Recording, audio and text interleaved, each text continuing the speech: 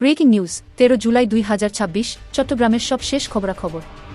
চট্টগ্রামে বন্যা পরিস্থিতি, টানা বৃষ্টি ও পাহাড়ি ঢলে জনজীবন বিপর্যস্ত, লাখো মানুষ পানিবন্দী। বাংলাদেশে প্রতি বছর বন্যায় লাখ লাখ মানুষ ক্ষতিগ্রস্ত হচ্ছে, কিন্তু সরকার কিছু করতে পারছে না।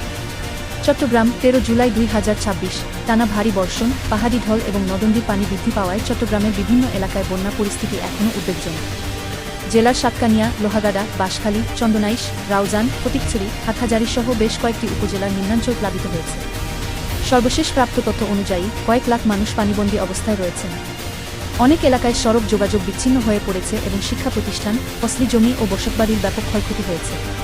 প্রশাসন, সেনাবাহিনী, ফায়ার সার্ভিস ও স্বেচ্ছাসেবী সংগঠনগুলো উদ্ধার ও ত্রাণ কার্যক্রম চালিয়ে যাচ্ছে।